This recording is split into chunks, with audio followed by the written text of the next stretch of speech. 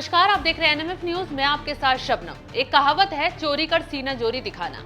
ये काम आजकल कांग्रेस पार्टी अच्छे से कर रही है। कांग्रेस ने एक तो करोड़ों रुपए की टैक्स चोरी कर ली। जब आयकर विभाग ने चोरी पर हंटर चलाया, अकाउंट सीज कर पैसे जब्त कर लिए, सबूतों के साथ कार्रवाई की तो कांग्रेस बिलबिला गई। कांग्रेस ने छुटते ही बवाल किया, आयकर विभाग को ही दोषी ठहरा दिया और तो और कोर्ट में पहुंचकर सीनाजोरी तक दिखाने लगे। लेकिन अब कोर्ट से भी कांग्रेस को मुंह की खानी पड़ गई है। इनकम टैक्स चोरी मामले में कांग्रेस को दिल्ली हाईकोर्ट से झटका लगा है।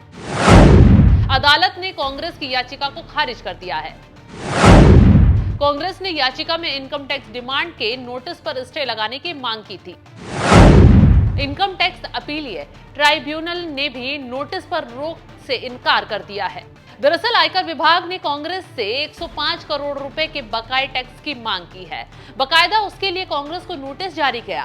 पैसे तो कांग्रेस हजम कर गए, लेकिन चोरी पकड़े जाने पर बस आयकर विभाग के नोटिस को हजम नहीं कर पा रहे।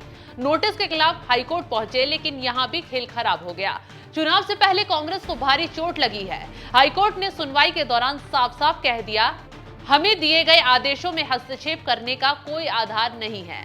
हमें नहीं लगता कि 13 फरवरी 2024 को मूल्यांकन अधिकारी द्वारा जारी अधिनियम की धारा 226(3) के तहत वसूली नोटिस में प्रामाणिकता की कमी है, जिससे हमें हस्तक्षेप करने की आवश्यकता पड़े।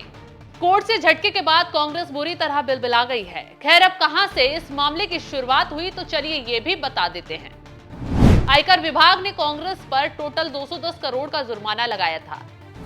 राहत के बाद 13 फरवरी को कांग्रेस को 110 करोड़ के बकाया का वसूली नोटिस भेजा था।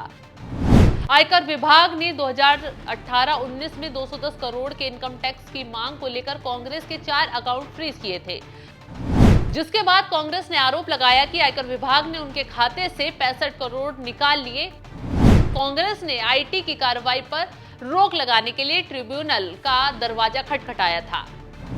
कांग्रेस का आरोप था कि अकाउंट सीज होने की वजह से बिल और कर्मचारियों की सैलरी नहीं दे पाएंगी। बस इसी बात को लेकर कांग्रेस और आयकर विभाग के बीच युद्ध शुरू हो गया और कांग्रेस ने छुटते ही इस विवाद में बीजेपी को भी सान लिया।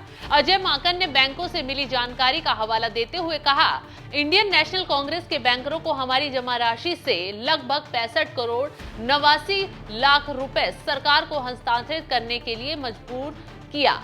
इसके बाद कांग्रेस ने आयकर अपीलीय न्यायाधिकरण का दरवाजा खटखटाया था। कांग्रेस चाहती थी कि ट्रिब्यूनल आयकर की इस कार्रवाई पर रोक लगा दे, लेकिन ट्रिब्यूनल ने भी कांग्रेस पार्टी को बड़ा झटका दे दिया, क्योंकि ये मामला सिर्फ 65 करोड़ का नहीं बल्कि 210 करोड़ का है। चोरी पार्टी ने की है और सीनाजोरी दिखाते हुए अजय माकन कह रहे हैं कि ये लोकतंत्र पर हमला है।